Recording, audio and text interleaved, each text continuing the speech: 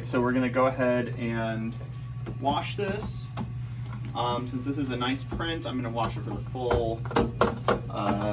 full like 5 to 10 minutes. Let's turn that on. Again, ideally you have other prints. So while that's washing, just looking at that, I'm gonna add a little more contrast to it. I'm gonna show you how to add contrast to your prints while this is washing. So what we're gonna do is coming back to the enlarger. Every enlarger is equipped with a dichroic head. All right, and at the very beginning of this, I showed you to set all these to 0, 0, 0, and that's CYM for cyan, yellow, and magenta. And these are filters that you can add to the light, and they actually change the color of the light. Now, by changing the color of the light, obviously it's a black and white print, it's still gonna be black and white, you can adjust the contrast of your print dramatically, okay? And in fact, 99% of the prints I've ever made always have some sort of filter applied to them.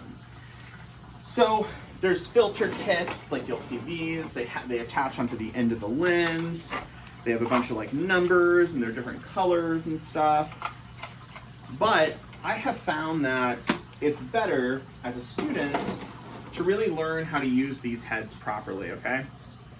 So this is the one that's already set up, it's already in focus. As long as I don't move it, it's still in focus. And I can adjust the C and the Y and the M, which in this case, we're really only adjusting the Y and the M.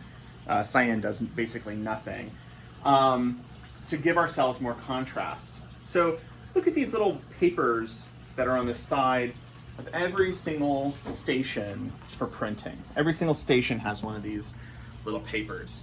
And these papers have the filter, and then they have a bunch of different types of heads. These heads go to, if I change the number, 170, okay? And if I look, 170 is the max here. So that's what we're gonna be using. We're gonna be using the Durst set of information. So these filter numbers refer to how much contrast you wanna add or subtract from your image.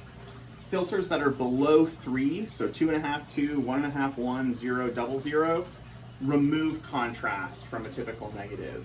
Filters that are 3 or above add contrast. So 3 would be a good amount of contrast, 4 is a lot, 5 is basically pure black and pure white. There's really no grays whenever you have a 5 filter. So what I'm gonna do is I'm just gonna start with a 3. I always start with a 3 filter because I like a lot of contrast. And if I look at this print, I know it's still in the washing process, but if I pull this print out, let's use our little wand.